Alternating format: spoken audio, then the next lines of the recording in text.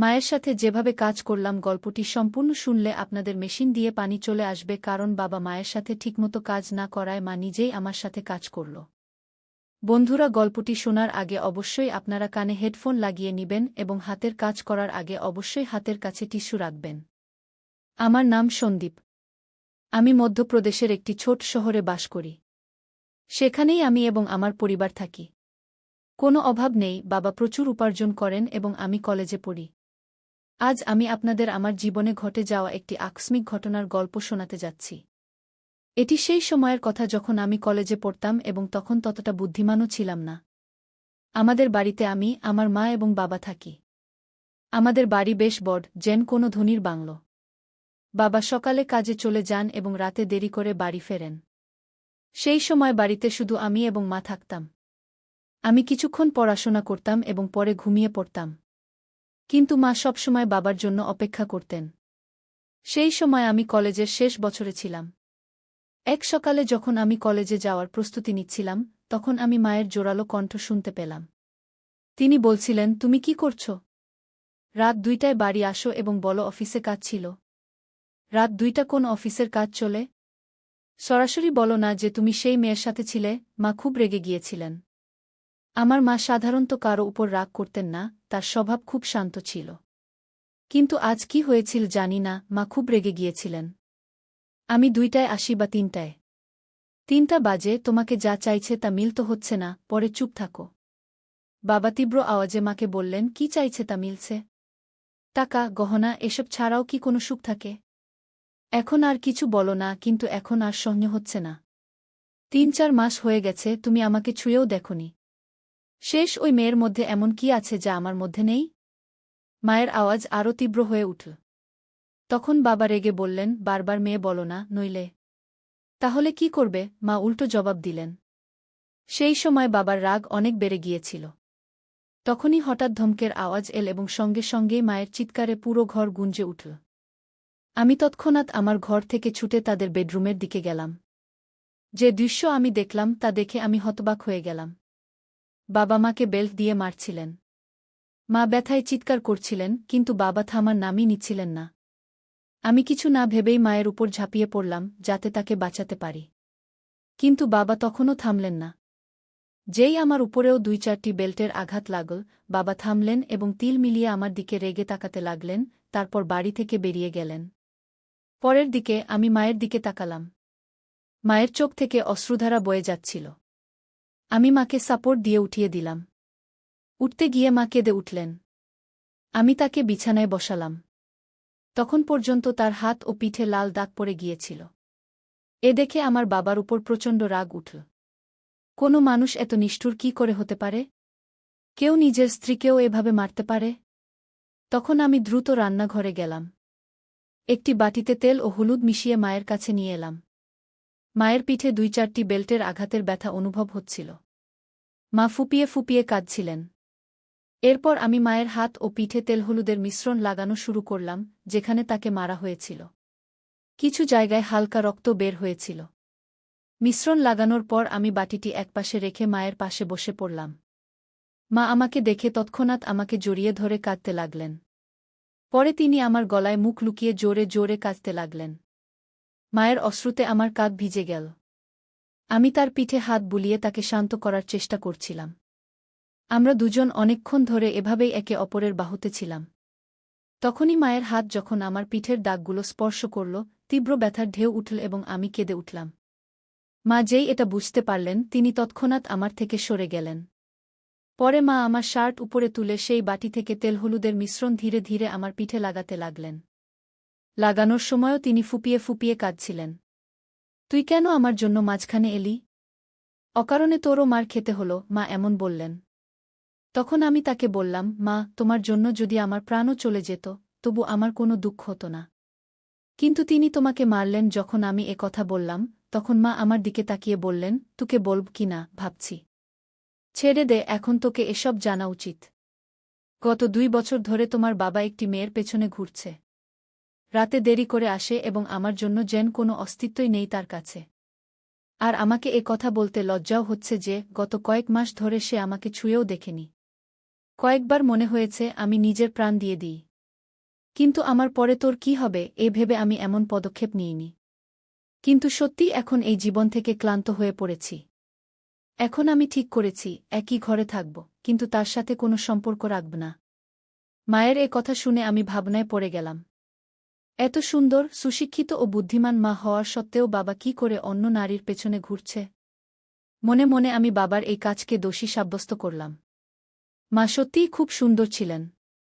সুন্দর চেহারা, নাজুক বডি, স্লিম ফিগার, 5 ফুট উচ্চতা, ফর্সা রং, তিনি যেন কোনো ছবিতে আঁকা দেবীর মতো দেখাতেন। তবুও বাবা কেন তার সৌন্দর্য দেখতে পাচ্ছিলেন না? সেই দিনের পর থেকে মা বাবার সাথে কথা বলা বন্ধ করে দিলেন। তিনি আমার ঘরে আমার পাশেই ঘুমাতে লাগলেন। বাবা মাসে বাড়ির সব জিনিসপত্র ভরিয়ে দিতেন এবং টিভির পাশের ড্রয়ারে 5,000 টাকা রেখে যেতেন। এখন তো বাবা বাড়িতে খেতেও আসতেন না। তিনি সেই মেয়ের বাড়ি থেকেই খেয়ে আসতেন এবং কখনো কখনো বাড়িতেও আসতেন না। ধীরে ধীরে এভাবে আরও 3 বছর কেটে গেল। তখন আমি কলেজের পড়াশোনা শেষ করেছি এবং একটি আইটি কোম্পানিতে কাজ শুরু করেছিলাম। আর এখন আমি 24 বছর বয়সী হয়ে গিয়েছিলাম। নিয়মিত ব্যায়াম ও ভালো খাদ্যাভ্যাসের কারণে আমার স্বাস্থ্যও ভালো হয়ে গিয়েছিল। এখন তো বাবা মাসে 2-3 বারই বাড়ি আসতেন। আমার সঙ্গে খুব কম কথা বলতেন। যদিও মা এখন সেই আঘাত থেকে উঠে এসেছিলেন, কিন্তু তার চেহারায় সবসময় একটা বিষাদ ছেয়ে থাকত। আমি তাকে কখনো হাসতে দেখিনি। আমি আগে কখনো এমন দেখিনি, এটা দেখে আমার খুব খারাপ লাগত।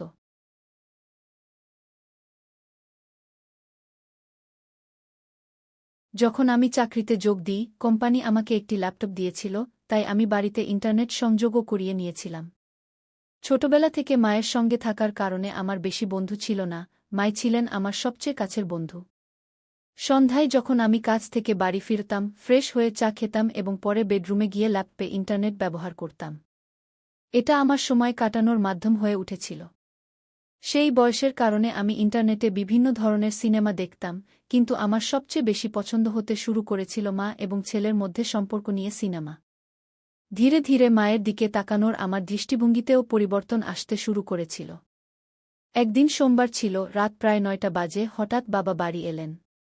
আমাদের বাড়ি মায়ের নামে ছিল। বাবা মাকে বলতে লাগলেন যে বাড়ি তার নামে করে দিতে। তখন মা অস্বীকার করলে বাবা তাকে খুব বকাঝকা করতে লাগলেন। মা চুপচাপ শুনতে থাকলেন। এমন সময় বাবা মায়ের গালে এক চড় মারলেন। এ দেখে আমার রক্ত গরম হয়ে উঠল। বাবা দ্বিতীয় চড় মারতে যাচ্ছিলেন, তখনই আমি তার হাত ধরে ফেললাম এবং বললাম, বাবা, এখন যথেষ্ট হয়েছে। এই তামাশা অনেক হয়েছে। এখন আর সহ্য করা যায় না। আজ থেকে এই বাড়িতে পা রাখলে এর পরিণাম ভালো হবে না গি। এরপর মাও রেগে বাবাকে খুব বকলেন। বাবা মায়ের জোরে বকুনিতে হঠাৎ থেমে গেলেন এবং আমার শক্তিশালী শরীর দেখে সেখান থেকে চলে গেলেন। পরে আমি দরজা বন্ধ করে মায়ের কাছে গেলাম। মা আমাকে চোখে অশ্রু নিয়ে দেখলেন এবং দৌড়ে এসে আমাকে জড়িয়ে ধরে ফুপিয়ে ফুপি কাঁদতে লাগলেন। আমিও মায়ের কোমর শক্ত করে ধরে তাকে আমার বাহুতে জড়িয়ে নিলাম। মা হিক্কা নিচ্ছিলেন এবং বলছিলেন, ঠিক আছে বেটা, এই মানুষের এই অসীম। আজকের পর যদি সে বাড়িতে আর না আসে তাহলেই ভালো। মা বললেন, এখন এই বাড়িতে তার আসার সাহস হবে না। আর যদি আসেও, আমি তাকে ছাড়ব না গিয়ে আমি বিষয়টি নিয়ে রেগে মাকে বললাম। এরপর মা চিন্তিত হয়ে বললেন, সন্দীপ বেটা, এই মানুষের সাথে জড়িয়ে না। যদি তোমার কিছু হয়ে যায়, আমি কার উপর ভরসা করব? তখন আমি আবেগে বললাম, তুমি চিন্তা করো না মা। সেই সময় আমার কাছে চাকরি ছিল না, তাই আমরা বাধ্য ছিলাম। কিন্তু এখন আমার কাছে ভালো চাকরি আছে। তুমি চিন্তা করো না, আমি তোমাকে কিছু হতে দেব না গিয়ে আমি মাকে আশ্বস্ত করে বললাম। একদিন দুপুরে আমি কাজ থেকে বাড়ি ফিরলাম। যেমনই আমি আমার চাবি দিয়ে দরজা খুলে ভেতরে এলাম, তখনই আমি একটি অদ্ভুত শব্দ শুনলাম। আমি বেডরুমের দরজার কাছে গিয়ে দেখলাম দরজা ভেতর থেকে বন্ধ ছিল। আমি দরজার ছিদ্র দিয়ে ভেতরে তাকিয়ে দেখলাম যে মা ভেতরে কারো সাথে ছিলেন। যে দৃশ্য আমি দেখলাম তাতে আমি হতবাক হয়ে গেলাম। প্রায় 10 মিনিট ধরে আমি সেখানে তাকিয়ে রইলাম। হঠাৎ মা অজ্ঞান হয়ে মেঝেতে পড়ে গেলেন। বাড়ির বারান্দার দরজা খুলে আমি বাইরে গেলাম। এরপর আমি জোরে বললাম, মা, আমি চলে এসেছি। তুমি কোথায়? বলেই আমি হাতে ধরা ব্যাগ সোফায় রেখে জুতোর ফিতা খুলতে লাগলাম। কিছুক্ষণ পর মা বেডরুমের দরজা খুলে বেরিয়ে এলেন। আমাকে দেখে তার মুখে ঘাবড়ে যাওয়া এবং আশ্চর্যের ভাব ছিল। আমি দ্রুত জুতো খুলে বেডরুমে ঢুকে গেলাম। টেবিলে আমি কলার একটি প্লেট দেখলাম। আমি একটি কলা নিয়ে খেতে লাগলাম। মা আমার পিছে পিছে এলেন। আমি ঠিক তখন কলা খেতে যাচ্ছিলাম, মা কিছু বলতে যাচ্ছিলেন, কিন্তু আমি আগেই কলা মুখে পুরে ফেললাম। মা অবাক হয়ে আমার দিকে তাকানোর সুযোগ পেলেন, আর আমি শান্তিতে কলা খাচ্ছিলাম। কলাটা একটু কাঁচা ছিল, তাই পুরোপুরি মিষ্টি নয়। মা, কলা খুব ভালো আছে। আর কলা কি? আমি কলা খেতে খেতে মাকে জিজ্ঞাসা করলাম। মা কিছু উত্তর দিলেন, কিন্তু তার মুখেই রইল। কিন্তু বন্ধুরা, আমি আপনাদের বলছি, সেই কলাগুলোর স্বাদ এত ভালো ছিল যে কিছু বলার নেই। কলা খাওয়ার পর আমি বাথরুমে গিয়ে ফ্রেশ হয়ে এলাম এবং তারপর ঘরে গিয়ে ল্যাপটপ খুললাম। তারপর আমি একটি রোমান্টিক মুভি দেখতে লাগলাম। রাতের খাবারের পর আমি বেডরুমে ঘুমাতে গেলাম। কিছুক্ষণের মধ্যে মা সব কাজ সেরে ঘুমাতে এলেন। মা হালকা গোলাপি রঙের নাইট গাউন পরেছিলেন। তখন আমি ল্যাপটপ থেকে চোখ সরিয়ে মায়ের দিকে তাকালাম। মা নিচু হয়ে তাকিয়া ঠিক করছিলেন। তাকিয়া ঠিক করার পর মা বিছানায় শুয়ে পড়লেন। তখন আমিও আমার ল্যাপটপ বন্ধ করে দিলাম। তারপর লাইট বন্ধ করে ঘুমানোর চেষ্টা করলাম। কিন্তু আমার ঘুম আসছিল না। আমার মাথায় সারাদিনের সেই ঘটনা বারবার ঘুরছিল। অনেকক্ষণ ধরে আমি জেগে রইলাম, আর মা শান্তিতে ঘুমাচ্ছিলেন। কিছুক্ষণ পর মা পাশ ফিরলেন এবং আমার দিকে পিঠ করে শুয়ে পড়লেন। এরপর তিনি ছাদের দিকে মুখ করে শুতে শুরু করলেন। আমি কিছুক্ষণের জন্য ভয় পেয়ে গেলাম, কিন্তু যখন মা জাগলেন না, তখন আমি কিছুটা স্বস্তি পেলাম।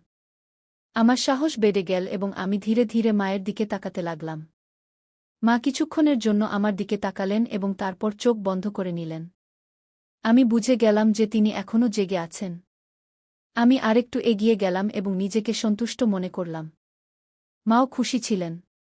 তিনি কিছু বলেননি, কিন্তু আমি অনুভব করছিলাম যে তিনিও সন্তুষ্ট হয়েছেন। মা, কি হয়েছে? তুমি চুপ কেন? তোমার ভালো লাগেনি? আমি যখন এমন জিজ্ঞাসা করলাম, তখন তিনি বললেন, না রে বেটা, আমার তো খুব ভালো লেগেছে। তুই মাকে খুব খুশি করেছিস কি? তারপর আমি মায়ের পিঠে স্নেহে হাত বুলাতে বুলাতে বললাম, মা, এখন থেকে তোমাকে কলা খেতে হবে না। আমি ধীরে ধীরে এমন কথা বললে মা বলে উঠলেন, বেটা, তোমার এটা কি করে জানা হলো? মা অবাক হয়ে আমার দিকে তাকিয়ে জিজ্ঞাসা করলেন। তখন আমি তাকে বললাম, আজ দুপুরে যখন আমি বাড়ি ফিরলাম, তখন ঘর থেকে তোমার কণ্ঠ শুনতে পেলাম। যখন আমি দরজার ছিদ্র দিয়ে দেখলাম, তখন সব বুঝে গেলাম। তখনই আমি ঠিক করলাম, এখন থেকে মাকে কোনো কিছুর অভাব হতে দেব না। সন্দীপ, আমার রাজা, তুমি তোমার মাকে কত ভালোবাসো? মা আবেগপ্রবণ হয়ে বললেন। হ্যাঁ মা, এখন থেকে তোমাকে আমি কোনো কিছুর অভাব হতে দেব না, আমি বললাম। এখন বাবাও আমাদের আর প্রতিদ্বন্দ্বিতা করবে না, এবং তিনি আর এই বাড়িতে পা রাখবেন না। তাই তুমি এখন চিন্তা করো না, আমরা এখন সুখে থাকব, আমি মাকে আশ্বস্ত করলাম। সেদিন আমরা দুজনেই সুখ ও শান্তির আনন্দ উপভোগ করলাম এবং তারপর আরামে ঘুমিয়ে গেলাম। পরের সকালে মা সব কাজ সেরে আমাকে জাগাতে এলেন। আমি দ্রুত প্রস্তুত হয়ে চা খেলাম এবং আমরা দুজনেই গল্প করতে লাগলাম। তখনই আমরা দেখলাম, বাবা হঠাৎ এসে আমাদের সামনে দাঁড়িয়ে গেছেন। মা বাবাকে জিজ্ঞাসা করলেন, এখন তোমার কি চাই? একবার বলে দিয়েছি যে আমরা এই বাড়ি দেব না, তাহলে আবার কেন এসেছ? বাবা উত্তর দিলেন, আমার এখন বাড়ি চাই না। আমি শুধু এটা বলতে এসেছি যে আমি এখন আরেকটি বিয়ে করতে যাচ্ছি, তাই তোমাদের থেকে তালাক চাই। তারপর মা আমার দিকে তাকিয়ে জিজ্ঞাসা করলেন, তোমার কি বলার আছে? আমি বললাম, মা, তুমি যা সঠিক মনে করো তাই করো। আমি তোমাকে কোনো কিছুর অভাব হতে দেব না, আমার উপর বিশ্বাস রাখো। মা তখন বাবাকে তালাকের জন্য হ্যাঁ বলে দিলেন। দুপুরে মা এবং বাবা দুজনেই অফিসে গেলেন এবং তাদের বাকি আইনি কাজ সেরে ফিরে এলেন। তারপর থেকে বাবা আর কখনো আমাদের দেখা দেননি এবং আমরাও তাকে খুঁজে বের করার চেষ্টা করিনি। আমরা দুজনেই এখন আমাদের বাড়িতে খুশি ছিলাম এবং বাবাও তার সেক্রেটারির সাথে খুশি ছিলেন। এখন আমরা দুজনেই একা থাকি এবং আমাদের সুখ দুঃখের খেয়াল রাখি।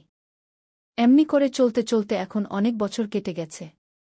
এখন মা আমাকে বলতে শুরু করেছেন, এখনও তোমার অনেক জীবন বাকি আছে, তুমি কোনো ভালো মেয়েকে দেখে নাও, যাতে আমি তোমার বিয়ে দিতে পারি। এবং হ্যাঁ, বিয়ের পর আমাকে ভুলে যেও না। আমি হেসে বললাম, তোমাকে কিভাবে ভুলতে পারি মা, তুমি তো আমার মা। তখন আমরা দুজনেই হেসে উঠলাম। পরের কয়েক মাস আমাদের জীবন খুব শান্তি ও খুশিতে কাটছিল। মা এবং আমি এখন একে অপরের খেয়াল রাখতাম এবং একে অপরের সাথে খুশি ছিলাম। কিন্তু মায়ের কথা আমার মাথায় সবসময় ঘুরত। তিনি বলেছিলেন যে আমাকে আমার জীবনের কথা ভাবতে হবে এবং কোনো ভালো মেয়েকে বিয়ে করতে হবে। আমি এ বিষয়ে গভীরভাবে ভাবা শুরু করলাম এবং একদিন মায়ের সাথে খোলামেলা কথা বললাম। মা, তুমি ঠিক বলেছিলে।